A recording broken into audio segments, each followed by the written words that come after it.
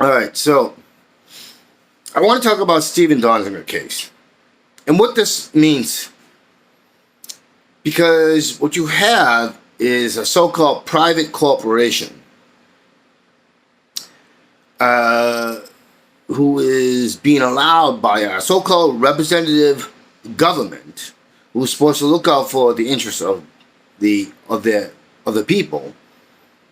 Yet they are allowing a corporation to hire a private law firm, which the two judges are connected to, and the law firm and the judges are connected to Chevron, who bought out another petroleum company called Texaco and dumped billions of gallons of fossil fuel toxin waste in Ecuador, covering an area the size of Rhode Island, causing all sorts of illnesses, as well as economic, environmental, and so on and so forth damage, as well as massive health issues for 30,000 indigenous Ecuadorians. Stephen Donziger won a $9.8 billion or $9.5 or $9.8 billion settlement, which Chevron has been fighting and has no intentions of paying, even though it's been court ordered.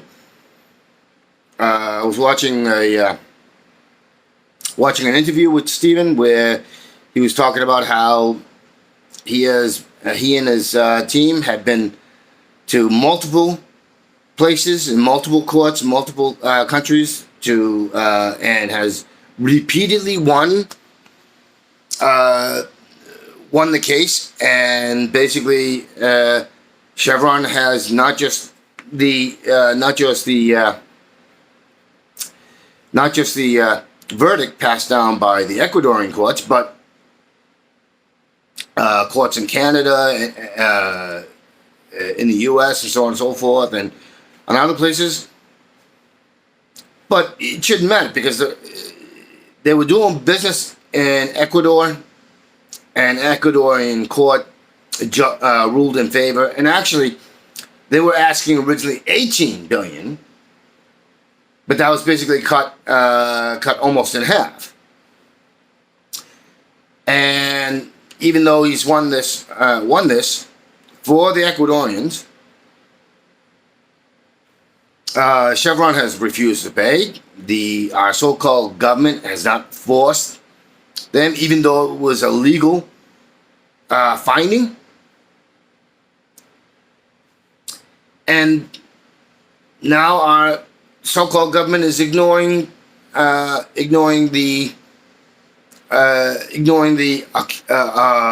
privately controlled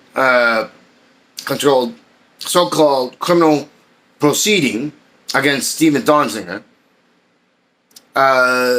in the United States, in New York, and he's lost his license to do law, and he's already been in about 2.5 years in home detention, and now he's facing 6 months in jail, all because he was practicing law, and he won the case with the other lawyers involved in this, and our government's response is nothing, and the media, nothing, almost nothing.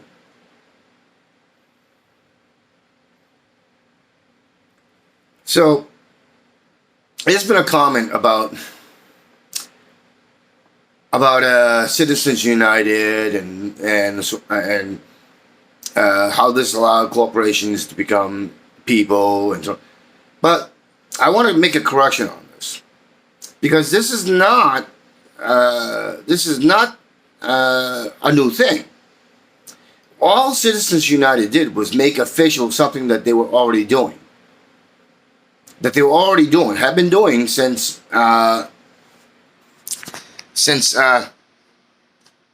even before we were a country. Hawaii, prime example. Dole Foods or food company, as well as some other fruits and agricultural companies. The Dole company was started in Hawaii.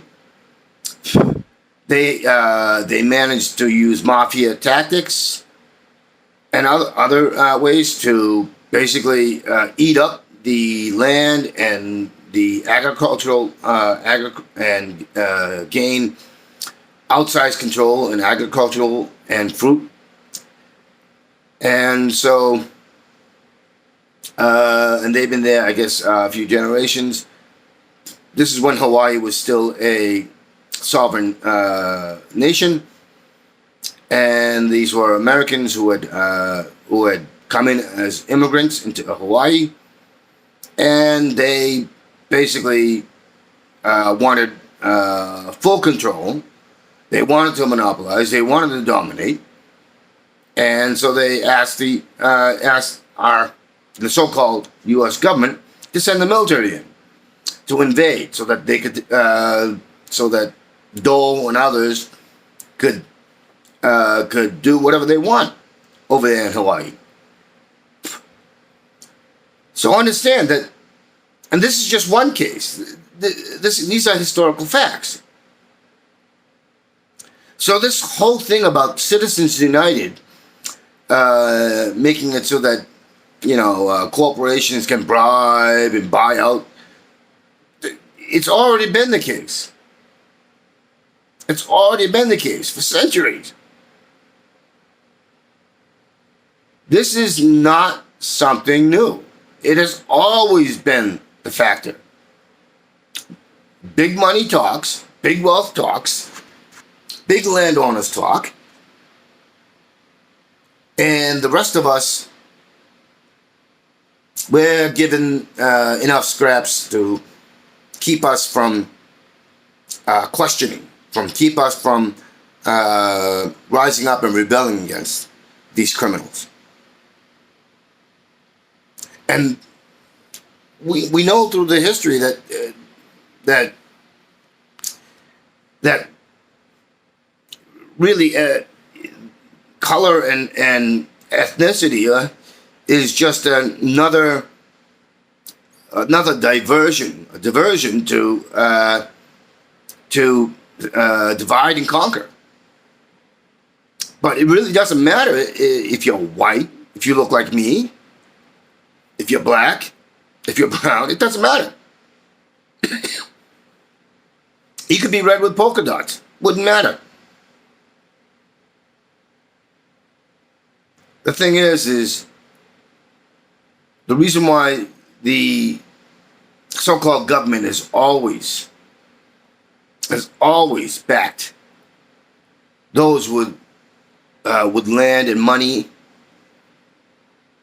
and influence and power in the private sector is because a lot of times the same people, including the founders, were part of the moneyed and landed gentry, elites,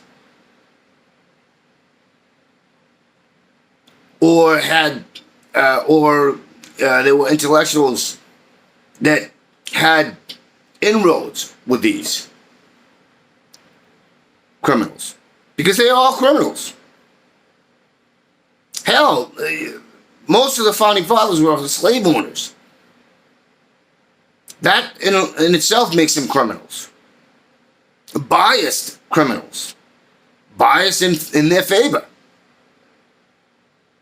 So this whole idea that Citizens United is the one that made everything bad, because that's completely false. It's borne out by actual history. That money, land ownership, and ownership of whatever, whether it's people or mountaintops or what's underneath the ground or water or agriculture or it doesn't matter. If you have the control of the means, then then you have the power and the backing of the government, and because they're part of it, because they've always been the part of it, because they've always had their own self-interest, because they've always played to their own self-interest. The rest of us, who are the actual ones that are producing, the actual ones that are coming up with the ideas, who are the backbone, foundation, and engine,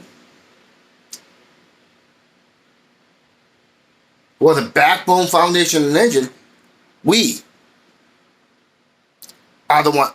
are what drive the country.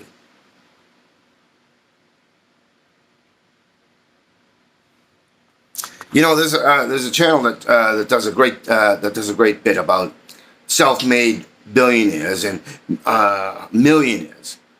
You know, the 100 millionaires and so on and so forth. It's all bullshit. There is no such thing as a self-made billionaire. Elon Musk and the whole trope story, complete bullshit. Check it out. Bill Gates, same thing. Jeff Bezos, the same thing. Every so-called self-made billionaire had the advantage of having money or access to money, easy access to money, as well as connections.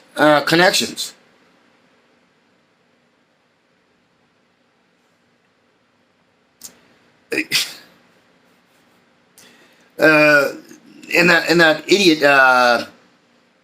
the one that owns Virgin and all those, he's not a self-made. Dyson is not self-made. They're all fucking either connected or come from money. Well, at least enough money that they can get access along with influence and connections. They run in the same social circles of the powered elites, the power brokers.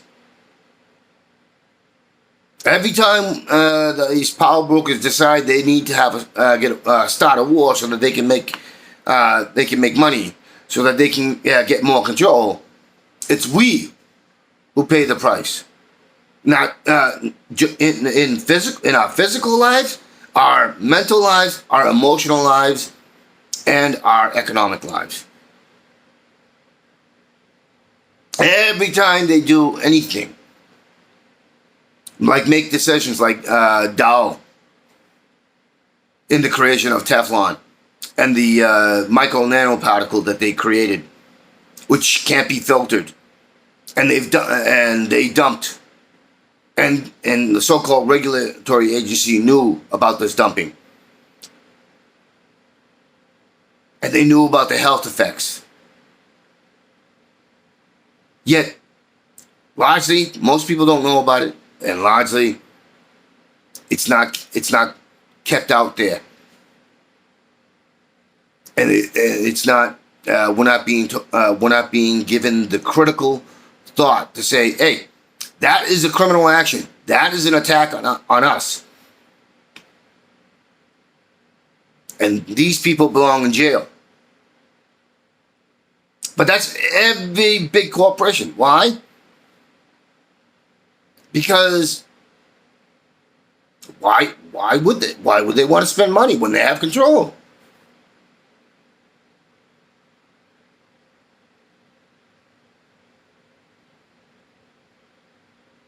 And we accept this. And when revelations come out about all these criminal actions, we're so busy with our own insular lives, and this idea that individuals make things, create things, move things, rather than that it's being the collective that make things, come up with things, and move things forward. Being the drivers, the foundation, backbone, and engine that drives. And meanwhile, we've seen more than enough evidence, so much more evidence that these criminals have gotten so insane that they're literally looting the treasury in every single way. And yet we got the media talking about, anti-vaxxers and all sorts of other stuff. And this isn't just mainstream media. The social media does this. Rather than talking about it in a more critical way, critical understanding, and saying, look, we need to come together. This is a combined assault against us, the majority. This is an attack on us collectively. And that we need to come together in solidarity for our own self-preservation.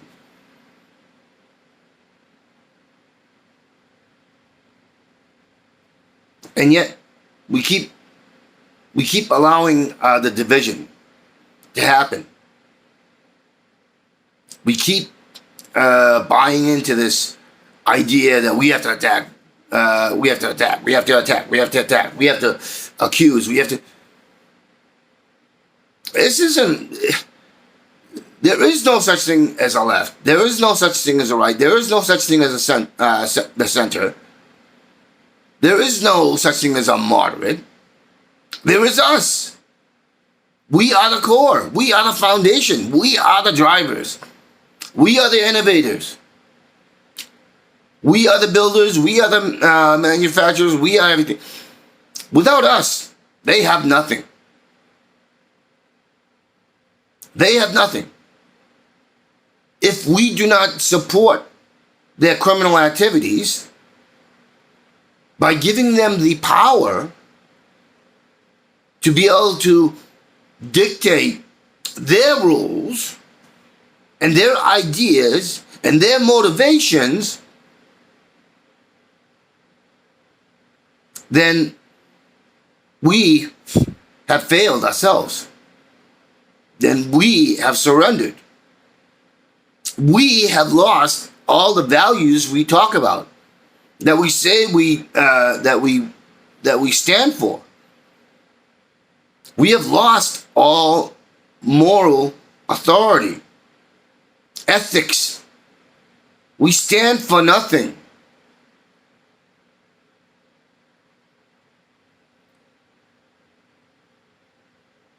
We are the creators. We are the solution makers. We are the drivers. And we have to understand that individually, we do not exist. Collectively, we exist. Collectively, we serve the community. Collectively, we are the community. Collectively, we are the power. But first, we have to clear our minds, thereby balancing our emotions so that we can have a critical balance of mind and emotion, which is the mind and body, which is the soul, which is the spirit, the soul.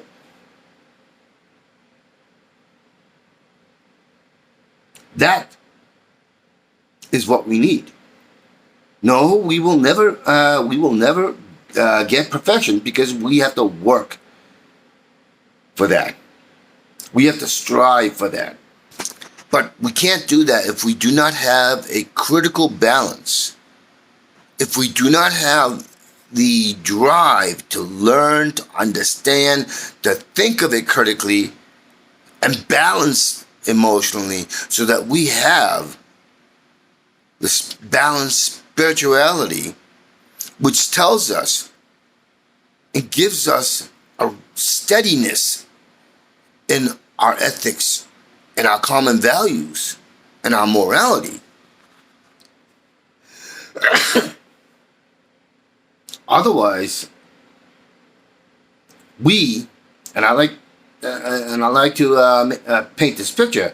We are nothing more than lemmings, following the lemming herd over the metaphorical cliff, following in our collective suicide. That,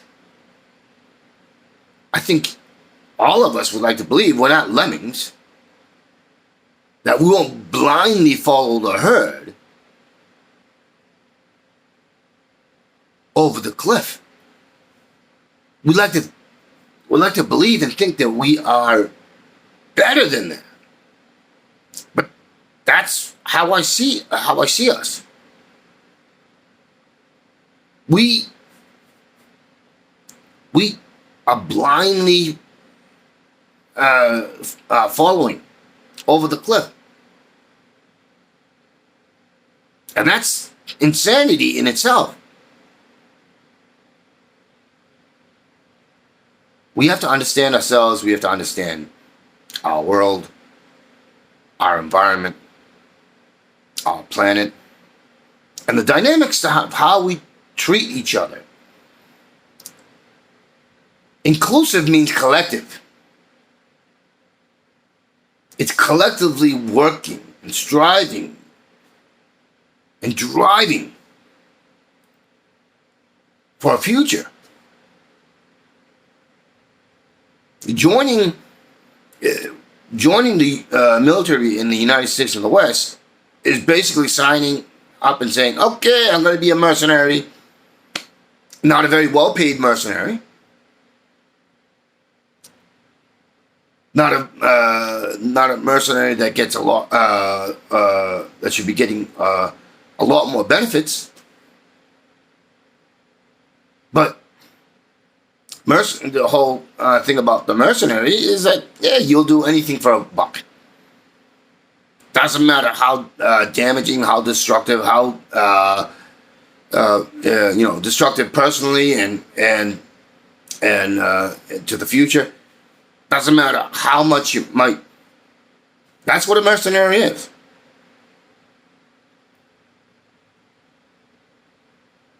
And basically, that's basically what the West has turned their military into.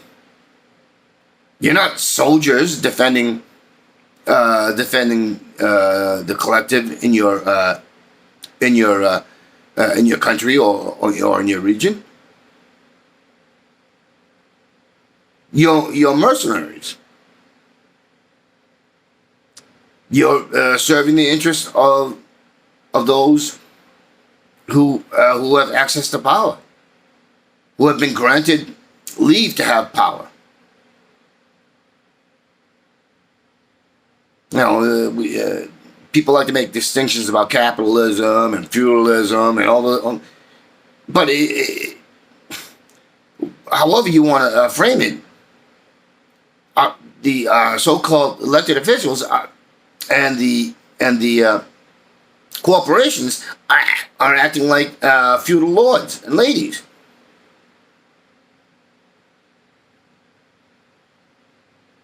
You know, you can call it neo-feudalism. It doesn't matter. It's still feudalism.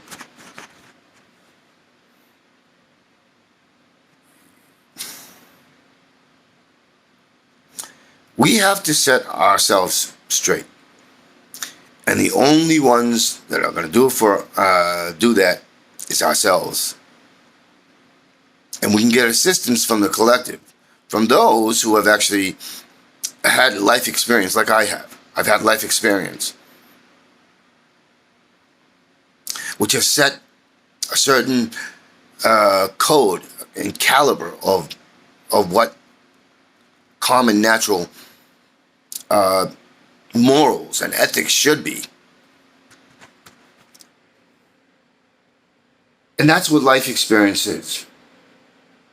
When you have what you call hardships or traumas and so on and so forth, and you come through it with a critical understanding, the critical understanding being, I didn't like it, so I shouldn't expect others to like it.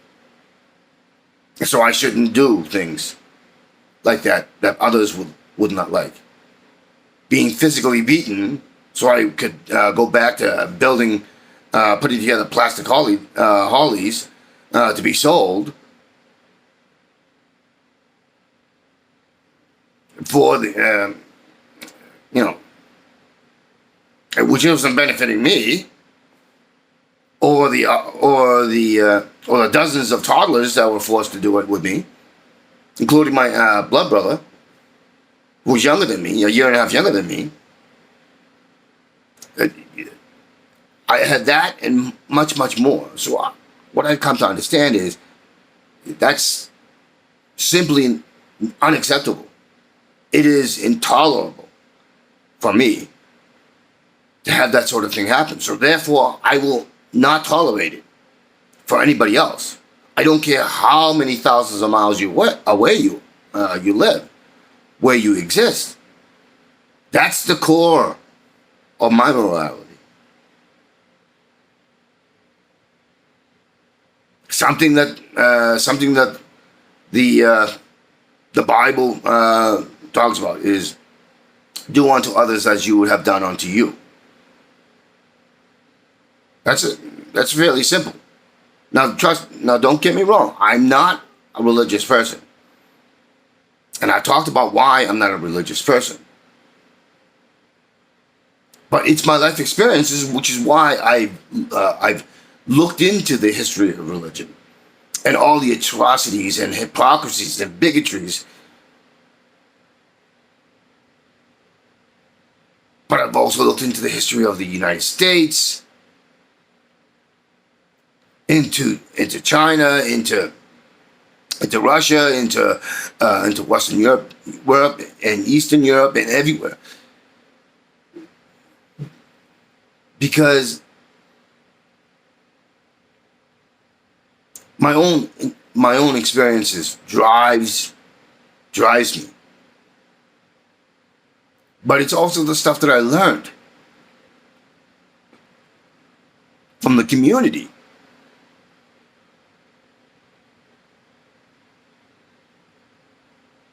Such as, my adopted parents, whom I love. I view them as my parents. And there's a lot of things I learned from them. But there's a lot of things that I completely and utterly disagree with on. And I'm trying to correct these flaws that have been indoctrinated, ingrained in them since they were born.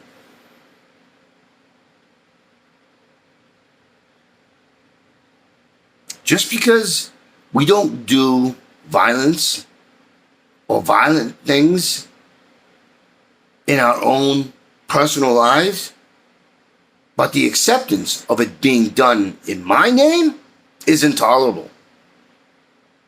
Is intolerable. I will not tolerate it. I will not tolerate it. And I will speak up against it. Because it is an assault on me when you assault others in this way, this unequal way. I don't care if you speak English. I don't care if you speak Portuguese. I don't care if you speak Spanish. I don't care if you speak Chinese, Mandarin, Cantonese, whatever. I don't care if you speak... I don't care what your skin color is, what the shape of your eyes, what region you grew up in, what religion you ascribe to. I don't care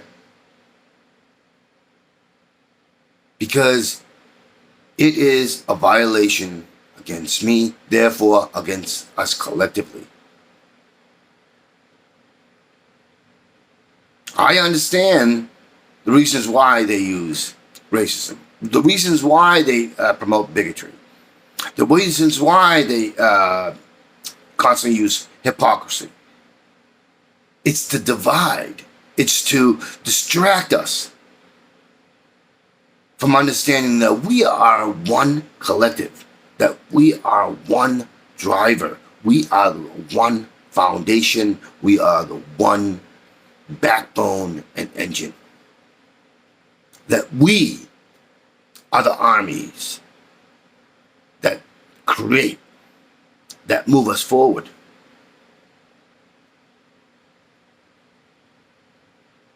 While engineers may come up with things through their education, but they can't, you can come up with the best idea in the world, but the thing is it's not going to be built. It's not going to be made if there is nobody to build it, to create it. That's where the collective comes in. A great idea is just a great idea if a lot of engineers don't have the capacity to do more than come up with the engine. I mean, come up with the idea or draft out the idea. A lot of people that they just don't have the multitude of skills to come up with it. I have hundreds of great ideas, but most of almost every single time I can't come up with it because I don't have the manual dexterity or the mental capacity to bring it down and shape it into a well-defined way to put that into the manual dexterity and creativity. I don't have it.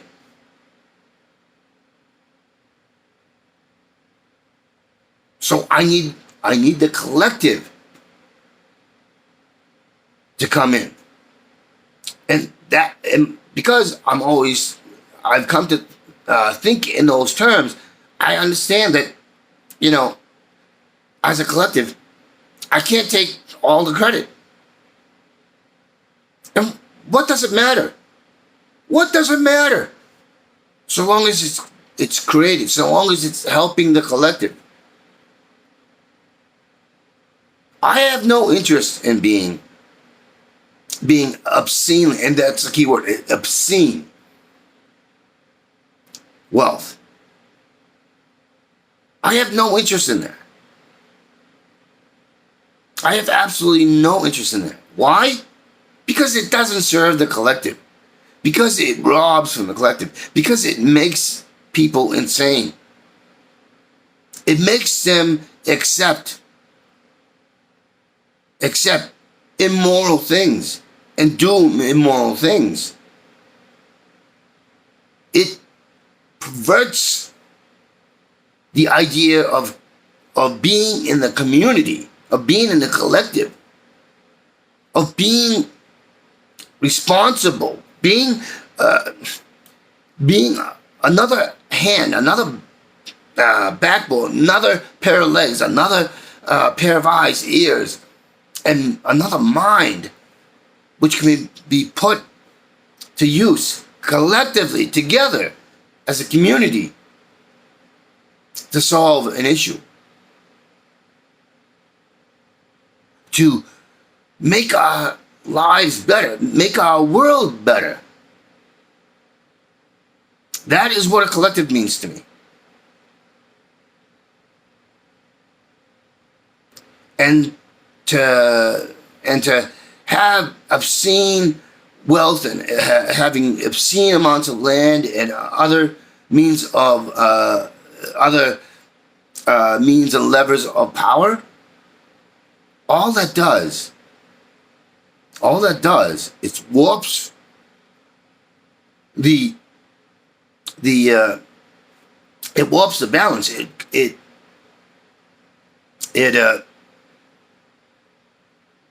diseases the mind. It corrupts the spirit.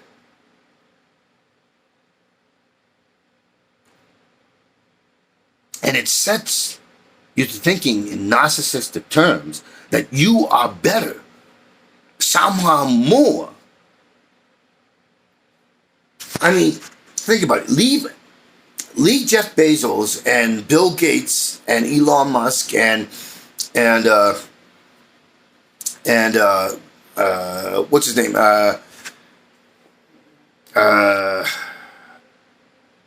Warren Buffett and all these other big names. Leave them to try to create things on their own, to make things on their own, and guess what? They're going to fail every single time. They simply do not have the capacity, the full all-around capacity. I'm intelligent. I'm more than average intelligence. But I can admit that I do not have the all-around capability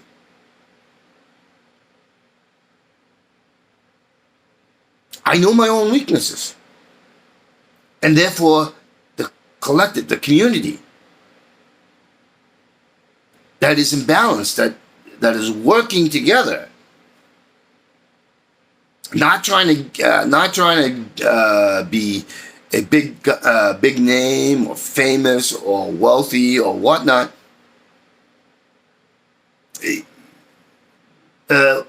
I'm just another cog in that to serve my self-interest, and thereby on serving the community's interest, the greater community's interest, thereby serving my interest. And that's what it comes down to. That's what life is about. Making collectively and wholly a better place and a better future. Striving constantly for that. That is what life is about. That is the core of life. And one thing I've come to understand is that if we all come to this mindset, if we all do this, it will become natural. It will become natural. It will become safe and secure.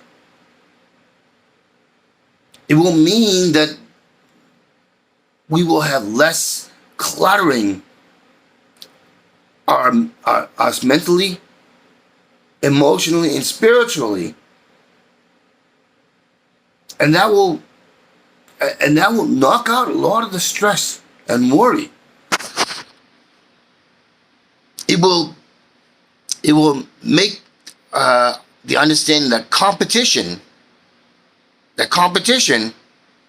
is just but another way to divide us.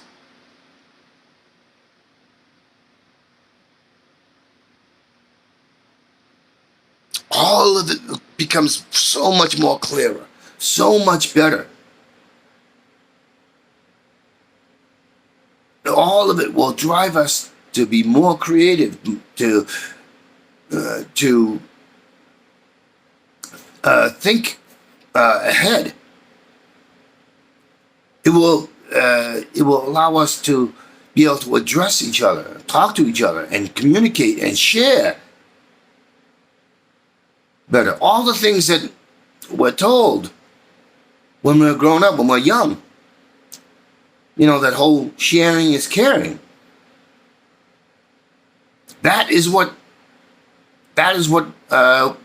we should have been doing the whole time. But because we're divided, because we're so indoctrinated, so diseased and corrupted,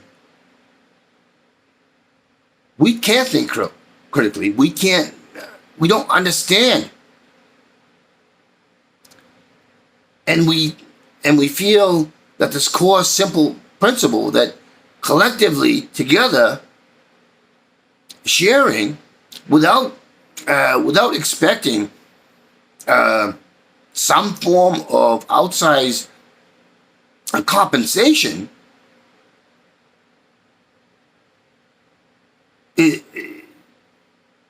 is not the way to go. We bought into this. We have no curiosity. We find out about aspartame. We find out about so-called side effects of the mRNA vaccines, which is built on spike proteins on the coronavirus, whereas traditional vaccines are made by inactivated, which we know is already established, works really well. But these are just a few. We just see it constantly.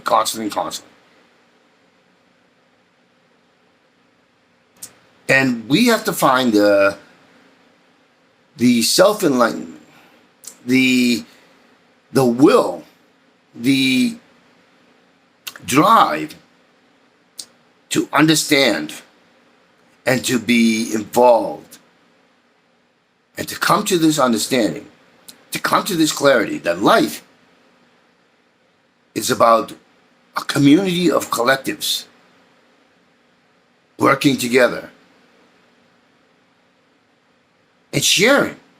This whole idea of patents and intellectual property, that's complete nonsense.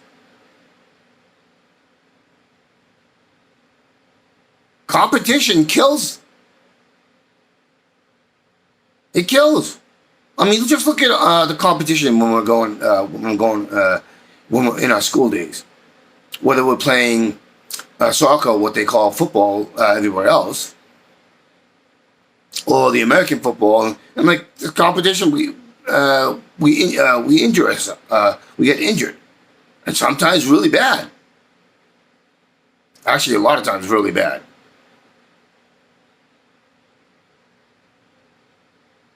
I mean, let's face it. Let's say we're at the point where everything is falling apart, right? And there is no greater society. We're all in these small pockets, and we have to rely upon ourselves, right? But you still need to be in some form of collective, right? But and let's say there's scarcity, right? Scarcity. Is it better to go be like the Walking Dead, where they're going around killing each other and so on and so forth, being always suspicious and so on and so forth, rather than working together? Because also in the Walking Dead, there's examples of working together. Of course, a lot of times it's a nefarious thing, but that's typically a Western thing. And that just tells you the warpedness of the minds to create. You know, wouldn't it be better to work collectively and work to erase that scarcity? And how do you do it? You do it by sharing, by coming up with creative ways. Creative solutions. That's what I always try to do. I've made plenty of videos about it. Because if not, what you will get is competition, and it's lethal competition, and that is the dynamic that the West has basically ingrained and made it a key factor. Compete for everything. Consume, compete, consume, compete, consume, compete, consume, compete. That's basically what it comes down to.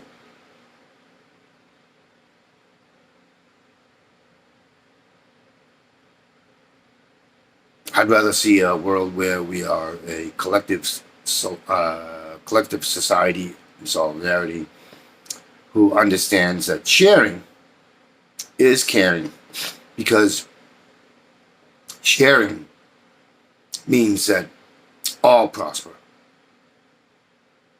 all are equal. It means an existence that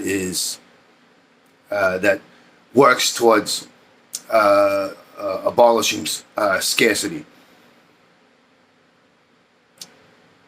It means a society that will value each and every member of that collective and will see to the basic needs, and therefore security and safety.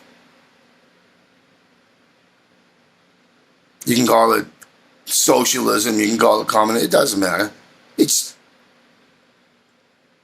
the basic principle should be that collectively we grow stronger together. We achieve more. Individually, you can try to individually build a castle, but no castle has ever been built individually. No mansion has been built individually. No pyramid has been built individually. No Great Wall has been built individually. No rocket, no space station, no cars, no computer. Nothing from the small to the large has been built individually. There's no such thing as building individually. We create as a collective. We build as a collective. We drive forward as a collective. And that is where we will find safety and security. Where we will redefine the nature of liberty and freedom.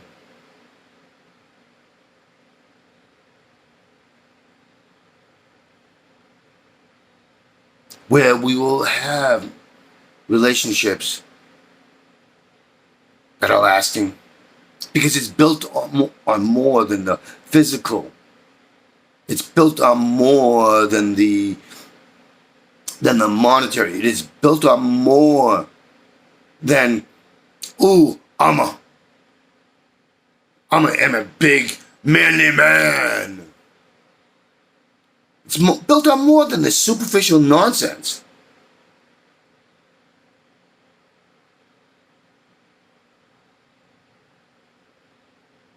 Because it will be natural, it will be common, because it will be a confidence in our fellows and within our community, in our fellowship, in our community, that we're all looking out for each other, that we're all looking out for the greater world, that we're all looking out for the very natural environment which sustains us.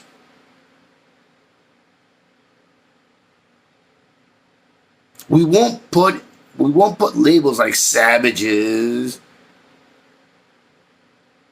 and we won't come up, because we'll understand that each and every one of us, no matter if we're a ditch digger, to a rocket scientist, that we're all working together. That we're all building something greater. And we're all providing for our security and our safety.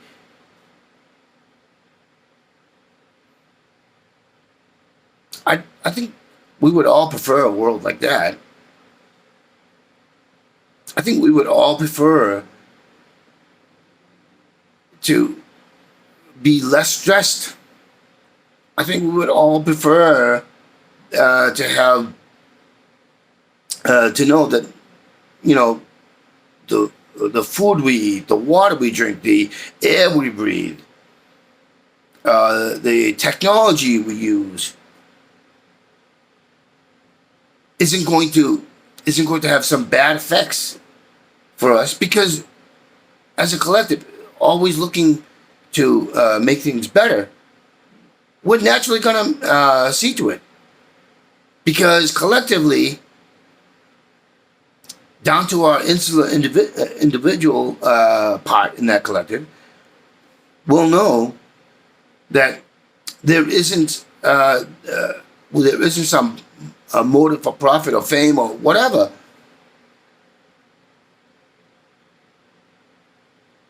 Because even the smallest breakdown will be detrimental.